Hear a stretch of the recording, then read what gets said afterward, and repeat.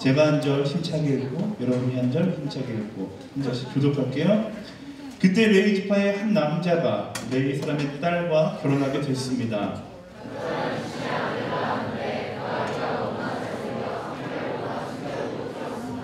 그러나 더 이상 숨길 수 없게 되자 여자는 갈대 상자 하나를 준비하고 거기에다 역청과 송진을 바르고 아기를 그 안에 뉘었습니다. 그리고 갈대 상자를 나일 강둑을 따라 나 있는 갈대 사이에 두었습니다.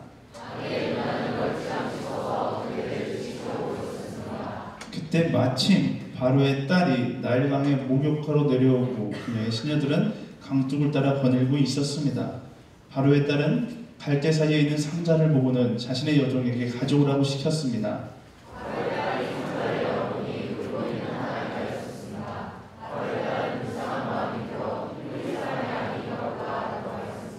그때 아기의 누나가 바로의 딸에게 제가 가서 공주님 대신에 아기에게 젖을 먹일 히브리 여자를 한 명 데려올까요? 라고 말했습니다.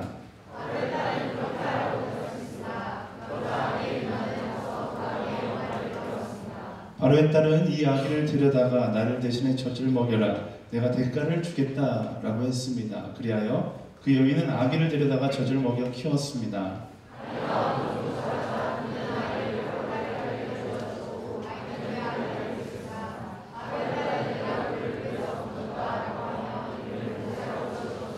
아멘. 네, 제가 기도하겠습니다. 하나님, 이 시간 하나님의 말씀이 선포되는 시간 되게 하여 주시옵소서. 살아계신 예수님의 이름으로 기도합니다. 아멘. 인터넷 기사를 보니까요, 동아일보에서 남녀 대학생 200명에게 물었다라고 합니다. 대학생들은 어떤 타입의 남자를 좋아하는가, 어떤 타입의 여자를 좋아하는가. 근데 뭐 답은 뻔할 거라는 것을 알았지만 한번 검색해봤어요. 여학생들이 뽑은 PT가 여학생들이 뽑은 선호하는 남자 타입은 다음과 같았습니다. 1위 유머러스하고 재미있는 남자 64명. 이 개그맨들이 왜 예쁜 여자랑 결혼하는지 1위에서 알 수 있는 것 같아요. 똑똑하고 지적인 남자 19명, 키 크고 잘생긴 남자 11명, 집안 좋고 돈 많은 남자 4명. 뭐 거의 예상했던 것 같아요. 또 남자를 보면 남자는 더 예상하기 쉽죠. 당연히 1위가 누구겠어요? 넘겨주세요. 네, 얼굴이 예쁜 여자 44명, 유머스럽고 재치있는 여자 23명, 몸매가 뛰어난 여자 19명, 지적이고 똑똑한 여자 9명. 근데 제가 이거 보면서 44명밖에 안 돼, 말이 안 된다라고 생각했는데 유심히 보니까 남자는 거의 대부분 다 1번에 꽂히게 되어 있는 것 같아요. 얼굴이 예쁜 여자, 유머러스하고 재치있지만 얼굴이 예쁜 여자, 몸매가 뛰어나지만 얼굴이 예쁜 여자, 지적이고 똑똑하지만 얼굴이 예쁜 여자. 뭐 거의 이런 식이 되겠죠. 어쨌든 사람들은 다 저마다 자기가 가지고 있는 미의 관점을 가지고 사람을 평가하고 바라봅니다. 그러다 보니까 나도 모르게 차별을 하는 거예요. 저 사람은 이쁜 사람, 저 사람은 이쁘지 않은 사람. 이쁜 사람이 뭘 하면 뭘 하든 이뻐 보이고, 이쁘지 않은 사람이 뭘 하면 뭘 아무리 좋은 걸 해도 이뻐 보이지 않는 게 바로 사람의 마음입니다. 그러다 보니까 세상에 차별이라는 게 존재하고, 차별을 하다 보면 사람들이 마음에 상처가 쌓이게 되는 거죠. 마음에 상처가 쌓이게 되면 뭐가 생기기 시작해요? 죄가 삶 가운데 들어오기 시작하는 것입니다. 그래서 차별은 정말 죄 중에 악독한 죄인 거예요. 저는 개인적으로 죄 중에 가장 나쁜 죄 중에 하나가 차별하는 것이라고 봅니다. 왜요? 하나님께서 하나님의 형상으로 사람을 창조했는데 그 형상을 가지고 차별하는 거예요. 너는 잘난 놈, 너는 못난 놈, 이렇게 규정하는 게 하나님이 얼마나 싫어하실까 상상만 해봐도 알잖아요. 수많은 죄가 있지만 이렇게 사람의 외모나 사람의 모습을 보고서 잘난 놈, 못난 놈을 판가름하는 것은 정말로 못된 겁니다. 근데 오늘 말씀을 준비하면서 말씀을 묵상하는데 제 마음에 걸리는 말씀이 있었어요. 막 화가 치밀어 오르게 하는 그런 말씀이 있었습니다. 1절, 2절 말씀 함께 읽어보겠습니다. 시작! 그때 레위 지파의 한 남자가 레위 사람과 결혼하게 됐습니다. 여자가 임신해 아들을 낳았는데 그 아기가 너무나 잘생겨 3개월 동안 숨겨두고 키웠습니다. 지난주 말씀에 나누었듯이 이스라엘 백성들이 너무 번성하니까 바로 왕이 어떤 규정을 만들어요? 남자가 나면 그 산파들 보고 남자는 다 죽이고 여자만 살려둬라 라고 이야기합니다. 지난주 말씀에 나누었듯이 산파들이 믿음이 너무 좋은 거예요. 그러다 보니까 바로 왕의 말을 무시하고 남자도 살려주고 여자도 살려줍니다. 바로 왕이 딱 보니까 이스라엘 백성들이 계속해서 이렇게 너무나 숫자가 많이 늘어나는 거예요. 그래서 눈치를 챈 거죠. 산파들이 죽이고 있지 않구나, 나에게 거짓말을 하고 있구나. 그래서 극단적인 처방을 내렸는데 어떤 처방이냐면 바로 남자들은 다 나일강에 갖다 버려라 라고 이야기합니다. 그래서 법으로 만들어 버린 거예요. 그러니까 이스라엘 백성들은 남자가 나면 다 나일강으로 갖다 버릴 수밖에 없었습니다. 근데 그 혹독한 법 가운데 살아남은 사람이 바로 출애굽기의 주인공인 모세였습니다. 근데 모세가 살아남은 건 좋은데요, 왜 살아남았는지 저는 잘 몰랐거든요. 이 말씀을 읽는데 제가 막 화가 나는 거예요. 살아남은 이유가 너무나 명확하게 적혀 있어요. 왜 살아남았다고 그래요? 너무나 잘생겨서. 못생기면 살아남을 권리도 없는 겁니까? 네, 하나님한테 묻고 싶었어요. 막 시험에 들어서 어저께까지 밤에 평택에서 예배 컨퍼런스를 하고 올라오는 그 차 안에서도 제가 그 같이 타고 오는 형제자매들과 이야기하면서 투덜투덜 거리면서 올라왔어요. 하나님께서 차별을 하실 줄 몰랐다. 잘생긴 사람은 살려두고 못생긴 사람은 죽이고, 그게 과연 맞는 것일까? 이렇게 시험에 들어 있을 때 하나님께서 저에게 지혜를 주셨습니다. 하나님께서 진짜 너무나 잘생겼기 때문에 그를 살려준 것인가? 그것이 아니라 모세의 어머니 요게벳이, 모세의 엄마가 요게벳이라는 사람이에요. 요게벳이 바라본 것은 그 모세의 외모가 아니라 모세가 가지고 있었던 하나님의 형상이었다라는 겁니다. 외모를 바라본 게 아니라 하나님의 형상을 바라본 거예요.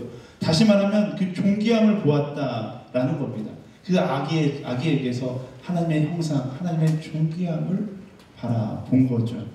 저희 아내가 예산 출산 예정일이 이제 거의 다가왔어요. 12월 20일이 이제 예정일입니다. 오늘 내일 하고 있습니다.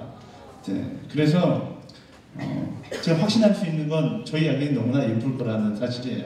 너무나 잘생겼을 거고 그 어떤 아기보다 아름다울 것이다 라고 확신합니다. 어떻게 그런 확신을 하게 되었냐면, 산후조리원에 갔다 왔어요. 예약하려고 산후조리원에 갔다 왔는데 산후조리원에 가니까 아기가 쫙 누워 있는 거예요. 아기가 이렇게 이런 식으로 아기가 쫙 그 아기 모인데 누워 있어요. 근데 아기가 한 명도 빠짐없이 너무나 사랑스러운 거예요. 너무나 예쁜 거예요. 솔직히 외모는 그 아기가 이제 엄마 자궁에서 빠져나오느라 머리가 길쭉해져서 다 알잖아요. 아기들은 얼굴이 다 외계인처럼 길쭉하게 생겼거든요. 근데 그 외모와 상관없이 아기가 너무나 사랑스럽게 보이더라고요. 말로 설명할 수 없는 존귀함이 그 아기들에게서 보이기 시작했습니다. 그때 제가 깨달았던 것이 있는데, 아기였을 때는 하나님의 형상, 그 존귀함이 그냥 그 모습 그 자체에서 남아있구나라는 사실을 그때 알았어요. 근데 성장하다 보니까 세상에 죄에 찌들고 세상에 때가 묻다 보니까 하나님의 형상을 잃어가는 것이 아니라 하나님의 형상을 가려가는 거죠. 가려지다 보니까 오늘날 와서 서로 바라봐도 하나님의 형상을 바라보지 못하는 것이 아닐까. 옆 사람 보세요. 네.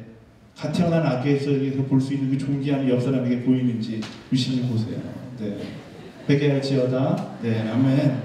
네. 어쨌든 더 중요한 사실은요, 아기만 사랑스럽고 존귀한 존재가 아니라 여러분들도 저도 숨겨져 있지만 하나님의 형상으로 창조된 굉장히 소중하고 존귀한 존재이다라는 것입니다.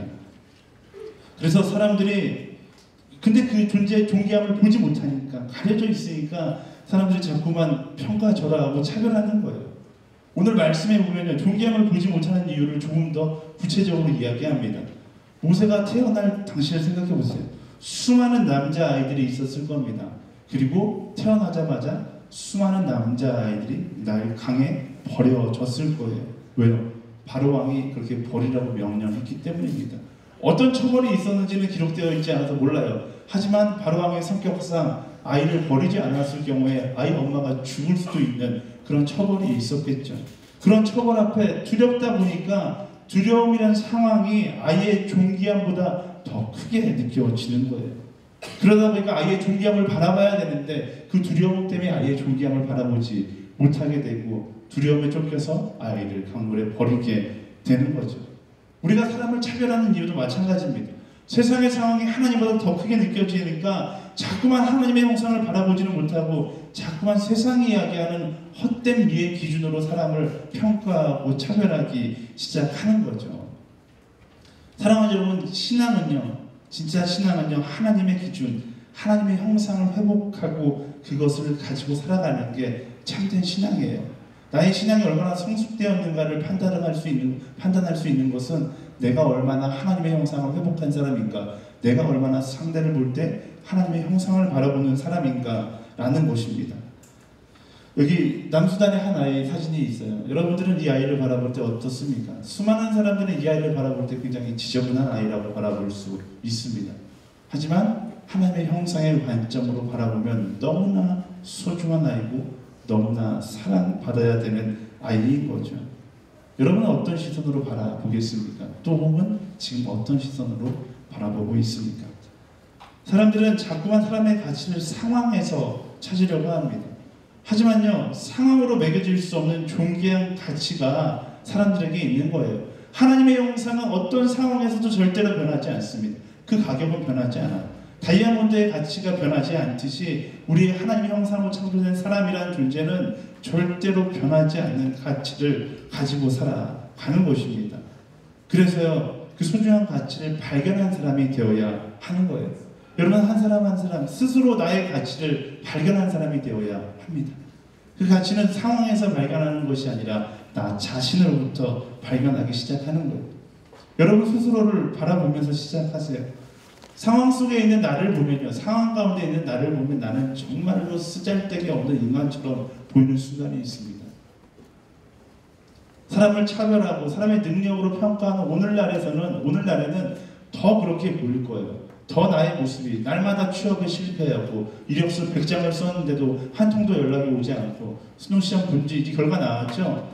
결과 성적표를 들고 보니까 갈 대학이 없는 이런 내가 정말로 쓸데없는 인생을 살고 있구나, 나는 죽어도 괜찮다라고 생각하는 사람들이 있을 수 있습니다.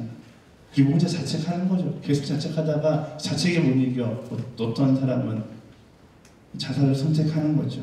나는 필요 없다, 내가 죽어도 아무도 슬퍼하지 않을 것이다, 그렇게 생각하는 겁니다. 하지만 중요한 건요, 상황이 여러분의 가치를 결정할 수 없다라는 겁니다. 이미 하나님께서 여러분에게 가장 중요한 가치를 심겨놓은 채 창조하셨기 때문에 그래요. 그 상황 가운데 있는 나를 묵상하는 것이 아니라 하나님께서 나를 창조하신 그 하나님의 형상을 묵상하는 우리가 되어야 합니다.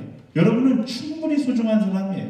여러분은 충분히 존귀한 사람입니다. 이미 창조될 때부터 존귀한 존재로 창조되었다라는 것입니다. 우리 가슴에 손을 올리고 이렇게 외쳐볼게요. 나는 존귀한 존재입니다. 네, 나는 존귀한 존재입니다. 나는 소중한 존재입니다. 아멘.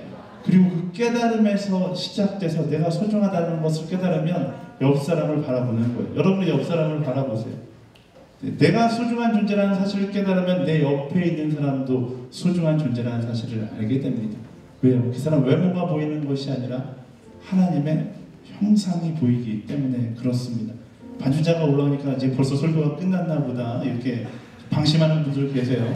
졸음에서 막 깨어나고 이런 분들 계신데 제 설교가 아무리 짧아도 이렇게 짧지는 않습니다. 네. 그 소중함을 발견한 사람이 만든 노래가 있어요. 그 찬양을 함께 불러보고 싶습니다.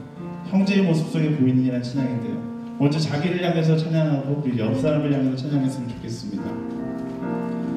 형제의 모습 속에, 형제의 모습 속에 보이는 하나님 형상 아름다워라. 존귀한 주의 자녀 됐으니 사랑하며 형제만 하면 서운하니까 자매의 모습 속에 보이는, 자매의 모습 속에 보이는 하나님 형상 아름다워라. 존귀한 주의 자녀 됐으니 사랑하며 옆 사람을 가리키면서 당신의 모습 속에 보이는, 당신의 모습 속에 보이는 하나님 형상 아름다워라. 존귀한 주의 자녀 됐으니 사랑하며 섬기리. 우리를 존귀한 존재로 창조하신 하나님께 감사하며 말씀드립니다. 감사합니다. 세상의 관점이 아니라 이렇게 하나님의 관점으로 서로를 축복하고 서로를 격려하며 살아가는 여러분들이 되기를 예수님의 이름으로 축원합니다. 그게 우리가 살아가는 모습이 되어야 하는 거예요. 존귀한 하나님의 형상들을 사랑하며 살아가는 것 멋지지 않습니까? 모세의 어머니가 존귀한 아기 모세, 그 아기 모세를 보면서 너무나 사랑스럽고 그 너무나 존귀한 존재를 바라보면서 그를 사랑으로 키웠던 것처럼 우리도 서로를 그런 사랑으로 대하며 살아가야 한다라는 겁니다. 그리스도인으로서 가장 가치 있게 살 수 있는 삶의 방향성이 여기 있어요. 내가 얼마나 소중한 존재를 깨닫고, 그리고 너가 얼마나 소중한 존재를 깨닫고 그 소중한 존재를 소중하게 다루며 소중하게 사랑하며 살아가는 것, 그것이 바로 그리스도인의 삶의 방향성이다라는 것입니다. 근데 그렇게 소중하게 상대를 대하고 사랑하면서 살아가는데 뜻하지 않게 어려움이 찾아올 때가 있습니다. 나는 정말 사랑했는데, 나는 진짜 진실로 저 사람을 아끼고 사랑했는데 그 사람 가운데 어려운 장애물이 있을 때가 있어요. 환경이 따라주지 않을 때가 있습니다. 그럴 때는 어떻게 해야 하는가? 오늘 말씀을 통해서 알 수 있죠. 3절과 4절 말씀 함께 읽어보겠습니다. 시작. 그러나 더 이상 숨길 수 없게 되자 여자는 갈대 상자 하나를 준비하고 거기에다 엽청과 송진을 바르고 아기를 그 안에 두었습니다. 그리고 갈대 상자를 나일 강둑을 따라 나이는 갈대 사이에 두었습니다. 아기의 누나는 멀찌감치 서서 어떻게 될지 지켜보고 있었습니다. 아멘. 요게벳, 그 모세의 엄마 이름은 요게벳이고 모세의 누나 이름 미리암입니다. 요게벳과 미리암은 열심히 모세를 키웠을 거예요. 일단 남자 아이가 태어났으니까 죽여야 되는데, 지금 제가 상상하기는 그래요. 죽여야 되는데 죽이지 않게 하기 위한 유일한 방법은 뭐예요? 남자가 여자라고 이제 거짓말을 하고 달리는 거죠. 핑크색 옷도 입히고 머리에 핀도 꽂고 약간 오버해서 이쁘다 하고 키웠겠죠. 3개월 정도가 지나니까 누가 봐도 남자아이 장군감인 거예요. 위기가 찾아오는 거예요. 아이가 우는데 여자아이가 낼 수 없는 아주 거친 목소리로 막 울기 시작하는 거죠. 더 이상 이 아이를 숨기는 것도, 또 이 아이가 남자아이라는 사실을 숨기는 것도 어려워지기 시작합니다. 그래서 요게벳과 미리암이 선택한 건 갈대 상자 하나를 준비하는 거예요. 그리고 갈대 상자에 물이 스며들지 않게 엽청과 송진을 잘 바르는 겁니다. 그리고 나일 강둑에 가서 갈대 사이에다가 이 강물에 휩쓸려 내려가지 않도록 그 상자를 잘 고정시킵니다. 그게 요게벳과 미리암이 할 수 있는 최선이었어요. 그리고 멀찌감치 서서 그 상황이 어떻게 진행되는지를 바라보고 있습니다. 이 말씀은 우리에게 하나님의 사람의 믿음의 자세가 어떤 것인지를 알려주고 있습니다. 우리가 하나님의 일을 하는 사람이잖아요. 우리 그리스도인이에요. 하나님을 사랑하고 이웃을 사랑하는 사람입니다. 특히 하늘대학부 앞에 영어를 읽을 수 있는 사람들은 다 알 거예요. 하나님을 사랑하고 이웃을 사랑하는 하늘대학부 지체들이잖아요. 네, 처음 봤다는 눈으로 저를 쳐다보지 마세요. 네. 어쨌든 그렇게 이웃을 사랑하는 사람입니다. 그런데 그렇게 사랑하며 살아가는데 이상하게 내 생각처럼 일이 잘 풀리지 않을 때가 있어요. 위기가 찾아올 때가 있습니다. 내 삶조차도 그냥 꼬여서 잘 풀리지 않는 것처럼 느껴질 때가 있습니다. 선교제에 나갔다 온 사람들은 경험하겠지만 선교제에 간다고 해서 하나님이 보내셨다고 해서 모든 일이 다 잘 되는 것 아닙니다.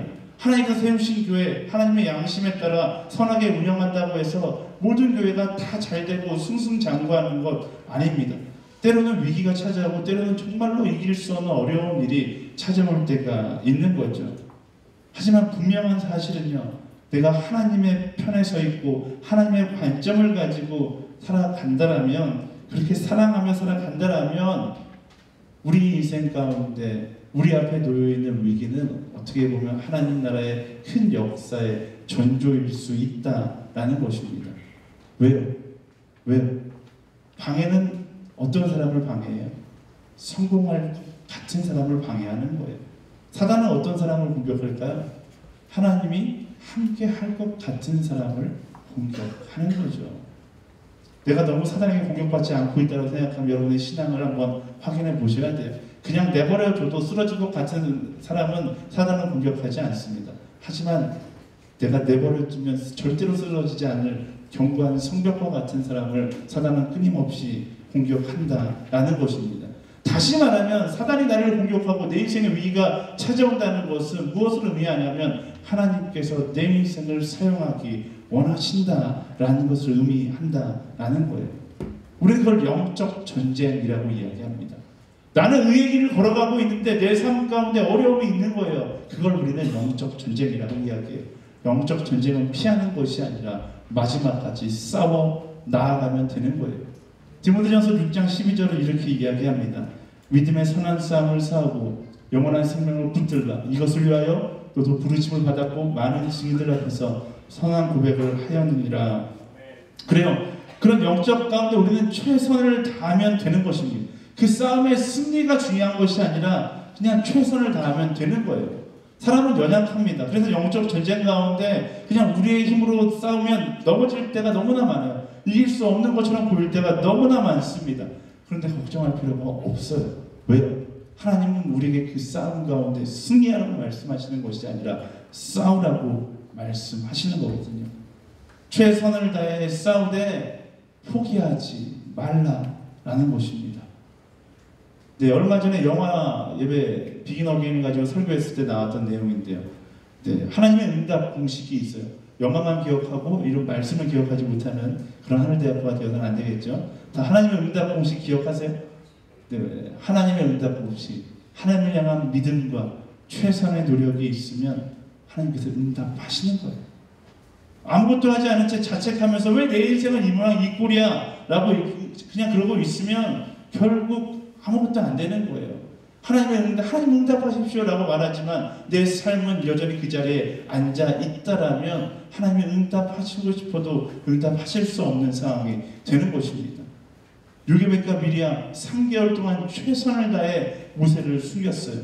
그리고 그 최선도 근데 끝이 다다르기 시작하는 거죠. 제가 생각할 때는 그 사랑스러운 아기들을 모든 사람들이 다 내다 버리진 않았을 거라 생각합니다. 아마 많은 사람들이 요게벳과 마찬가지로 딸이라고 속이면서 집에서 숨겨서 키웠을 거예요. 근데 3개월이 지나니까 더 이상 숨길 수 없다라는 한계를 느꼈겠죠.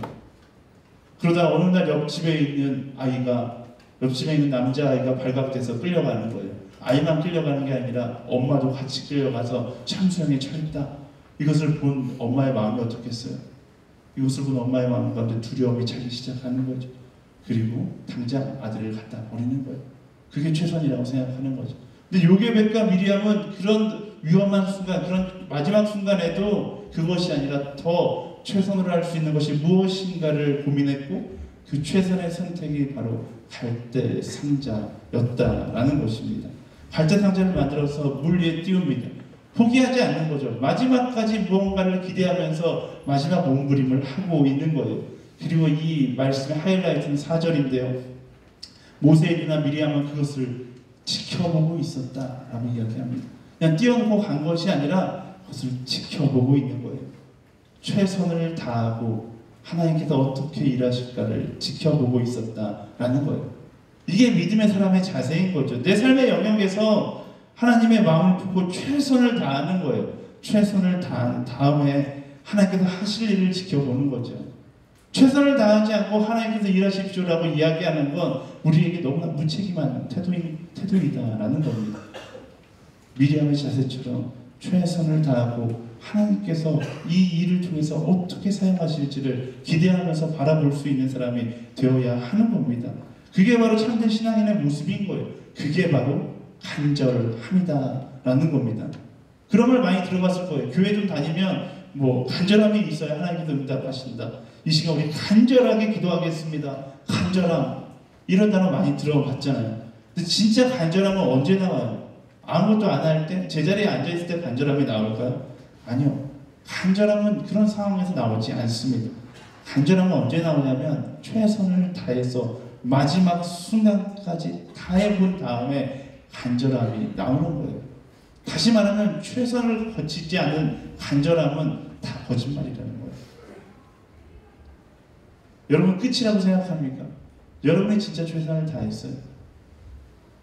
마지막 순간에 내가 정말로 최선을 다하고 있는가 그것을 기억하고 그것을 점검하고 마지막 순간까지 최선을 다하고 하나님께 그 결과를 맡겨드릴 수 있는 그런 한 사람 한 사람이 되어야 한다라는 것입니다. 오늘 말씀 보면요, 요게벳, 미리암, 어떤 그들의 마음가운데 뭐가 있었겠어요?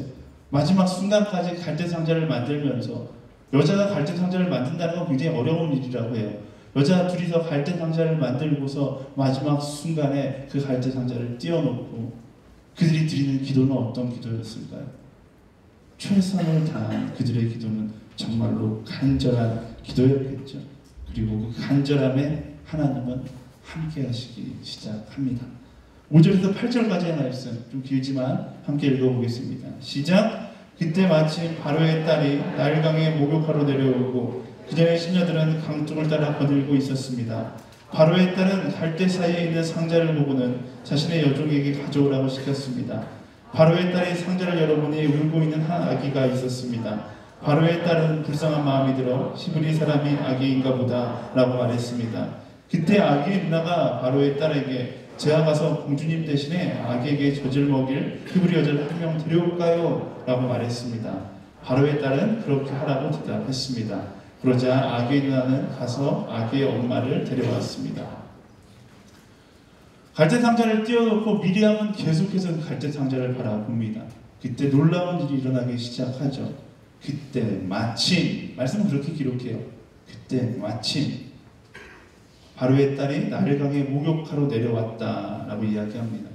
보통 이 말씀을 읽으면요, 많은 성경학자들과 많은 신학자들이 이렇게 생각합니다. 바로의 딸은 굉장히 소소한 사람이다. 집에서 씻지 않고 천민들과 마찬가지로 나일강에 가서 씻고 있고, 또 아기를 보았을 때 긍휼한 마음으로 아기를 품어주는 바로의 딸, 굉장히 훌륭한 딸이다 라고 이야기합니다. 저도 그렇게 생각했어요. 그런데 저는 이 말씀을 보면서 제가 상상해 봤을 때 바로의 딸이 굉장히 잔인한 사람이다라는 생각이 좀 들었어요. 왜냐하면 나일강은 어떤 강이에요? 당시에 수많은 어린아이들이 버려졌던 강이에요. 그렇잖아요. 수많은 어린아이들이 버려졌던 강이에요. 근데 그 강에 가서 목욕을 하는 거예요. 갑자기 막 그 상상을 하니까 소름이 끼치기 시작하는 거예요. 윤여전 사람이 이 얘기 절대 하지 말라고 그랬는데, 마치 어린아이들의 피가 묻어있는 곳에 가서 몸을 씻으면 살이 탱탱해진다, 이런 전설을 믿고 나오는 그런 공주의 모습과 또 같을 수 있다라는 생각이 들더라고요. 누가 그래요? 상류에서 씻었을 것이다. 저도 그렇게 믿고 싶었어요. 근데 강가에 살아본 사람들은 다 알겠지만 상류에는 갈대가 자라지 않습니다. 갈대는 항상 강의 하류에서 자라잖아요. 왜냐하면 부유물들이 떠내려와서 그것을 먹고서 갈대가 자라는 거기 때문에 갈대는 항상 하류에 있어요. 그런 관점으로 말씀을 바라보니, 물론 아닐 수도 있어요. 어쨌든 거룩한 상상력을 가지고 그런 관점으로 말씀을 바라보게 되니까 어떤 생각이 드냐면, 이 공주가 모세를 보고 긍휼히 여긴 것은 어떻게 보면 기적과도 같은 일이다라는 생각이 들더라고요.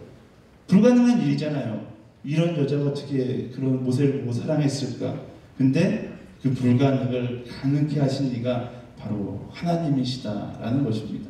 하나님은요, 가능한 일을 가능케 하시는 이시기도 하지만 불가능한 일을 가능케 하시는 분이시다라는 겁니다. 어쨌든 강가에서 갈대 상자를 발견한 바로의 딸은 호기심에 상자를 가져오라고 이야기하고, 그 상자를 열어본 그 순간 아이를 보고 불쌍한 마음이 들었다라고 합니다. 여기서 만약에 미리암이 지켜보고 있지 않았다면 어떤 일이 일어났을까요? 또 상상해 볼 수 있죠. 공주라고 말씀을 표현하고 있어요. 공주라는 아직 결혼하지 않았다라는 거죠. 결혼하지 않은 나라의 공주가 아이를 데려다가 양자로 키운다라는 건 사실 말이 안 되는 거예요. 공주에게도 굉장히 부담스러웠던 일이겠죠. 미리암이 보고 있지 않았다라면 공주는 그 아이를 다시 강에 버렸을 수도 있을 거예요. 근데 미리암은 포기하지 않고 그 순간 튀어나가서 공주에게 이야기하는 거죠. 내 아기에게 젖을 먹일 히브리 여인을 알고 있다.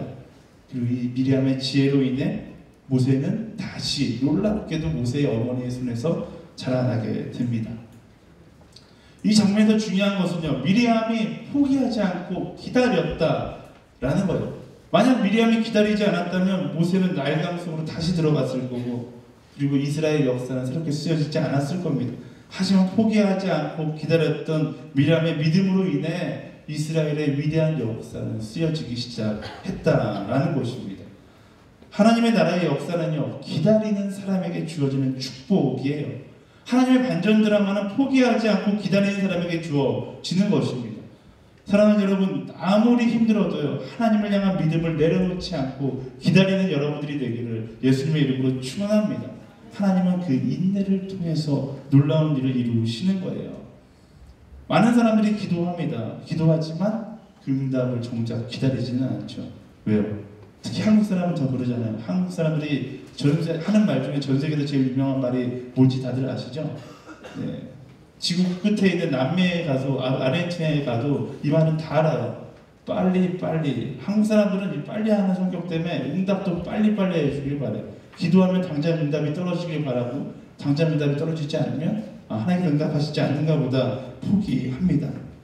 반대로 남미에 있는 사람은 뭐든 느려요. 기도도 굉장히 느릿하게 하고요. 근데 신기한 건 포기도 굉장히 느려요. 언젠가 되겠지. 계속 기다리고 있는 사람들이 남미의 사람들이에요. 제가 남미에 있을 때 그래서 그런 생각을 했어요. 한국에 있는 사람들 그 성실함과 남미 사람들이 여유가 만나면 정말로 건강한 그리스도인이 되지 않을까라는 생각이 들더라고요. 사랑하는 여러분, 이렇게 마지막까지 포기하지 않는 자에게 하나님의 역사는 일어나기 시작한다라는 것입니다. 여러분들이 하나님의 마음을 품고 나아간다면 마지막까지 포기하지 않고 하나님의 행하심을 기다리는 여러분들이 되기를 예수님의 이름으로 축원합니다. 아멘. 네, 우리 옆 사람에게 한 번 더 축복할게요. 포기하지 않을지어다. 아멘. 네, 마지막 10절 말씀 읽고 함께 기도하겠습니다. 10절 말씀 다 같이 읽겠습니다. 시작. 아이가 어느 정도 자라자 그녀는 아이를 바로의 딸에게 데려다 주었고 아이는 그의 아들이 됐습니다. 바로의 딸은 내가 그를 물에서 건졌다라고 하며 이름을 모세라고 지어 주었습니다. 아멘. 모세가 어느 정도 자라자 요셉은 모세를 바로의 딸에게 데려다 주었습니다. 그러자 바로의 딸은 그의 이름을 물에서 건졌다는 뜻을 가진 모세라고 지었어요. 그리고 모세는 훗날 자기 이름의 뜻대로 이스라엘을 이집트 땅에서 건져내게 되는 겁니다. 하나님의 놀라운 역사는 거대한 사건으로부터 시작되지 않았어요. 하나님의 놀라운 역사 사건은요, 요게벳과 미리암의 조그만 믿음으로부터 시작되었다라는 겁니다. 요게벳과 미리암은 어떤 사람이었어요? 자기에게 맡겨진 한 사람을 진심으로 최선을 다해서 사랑할 수 있는 여인이었다라는 것입니다. 오늘 말씀 가운데 여러분들이 기억해야 될 것이 있습니다. 요게벳과 미리암의 자세를 보면 알 수 있어요. 이 두 여인은 세상의 상황과 상관없이 하나님의 형상, 그 가치를 바라보는 사람이었습니다. 또 포기를 모르고 있는 곳에서 최선을 다해서 마지막 순간까지 하나님께서 포기하시는 그 순간까지 최선을 다해서 일했던 사람이었습니다.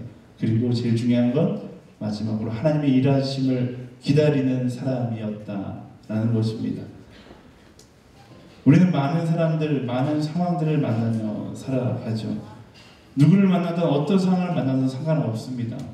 그 사람을 바라보면서 그 사람의 가치를 나의 시선으로 매기는 것이 아니라 하나님의 형상으로 바라보고 그 사람을 소중하게 여기면 되는 거예요. 그리고 마지막까지 포기하지 않고 사랑하면 되는 것입니다. 상황에 상관없이, 나의 조건에 상관없이 내게 맡겨진 한 사람을 포기하지 않고 사랑하는 것, 그것이 바로 하나님께서 원하시는 삶의 모습이다라는 거예요. 예수님이 그런 삶을 살아가셨잖아요. 예수님은 큰 업적을 남기고자 하시지 않았어요. 예수님은 어떻게 하셨어요? 한 사람을 사랑하고자 하셨습니다. 상황이나 조건과 상관없이 포기하지 않고 사랑하셨어요. 그 사랑의 결과가 바로 지금 여기 앉아있는 여러분입니다.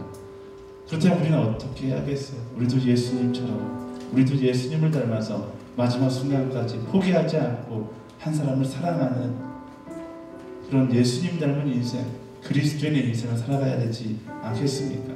오늘도 내일도 내 전부를 다해 한 사람, 하나님의 형상을 가진 그 한 사람을 귀하게 여기고 사랑하며 나아갈 때 하나님께서 그것을 통해서 세상을 변화시키시는 거고요. 하나님께서 그것을 통해서 놀라운 일을 이루어 나가시는 겁니다. 이스라엘의 역사는요, 이 위대한 역사, 성경으로 기록된 이 역사는 어떤 위대한 일이라고 결단한 사람으로부터 시작된 것이 아니라 내 앞에 놓여져 있는 한 사람을 목숨을 다해 사랑하겠다라는 것으로부터 시작되었다라는 것입니다. 하나님께서 오늘의 요게벳을 찾고 계세요. 오늘의 미리암을 찾고 계세요. 정말로 그 하나님의 형상을 발견하고 그 소중함을 사랑할 수 있는, 한 사람을 사랑할 수 있는 사람을 찾고 계십니다. 우리가 그 사람이 되어야 하지 않을까요? 내가 누구를 보낼까? 하나님께서 말씀하실 때 하나님, 내가 나아가겠습니다. 왜요? 예수님께서 나에게 그런 마음으로, 그런 모습으로 사랑하셨기 때문이잖아요. 그 사랑을 닮아서, 그 예수님을 닮아서 오늘도 내일도 마음과 정성을 다해 끝까지 포기하지 않고 사랑하는 여러분들이 되기를 예수님의 이름으로 축원합니다. 아멘. 우리 옆 사람에게 고면할 때 마지막까지 사랑하십시오 이렇게 고면할까요? 우리 하나님의 사랑을 함께 고백하고 함께 기도했으면 좋겠는데요. 하나님의 사랑은 절대로 포기하지 않습니다. 우리 그 사랑을 닮은 사람이에요. 우리 그 사랑을 품고 살아가는 사람입니다. 함께 찬양하면서 하나님, 내가 하나님을 닮아 포기하지 않고 마지막까지 최선을 다해 사랑하는 그런 사람이 될 수 있도록 인도하여 주시옵소서. 함께 찬양하며 고백하며 나아가도록 하겠습니다.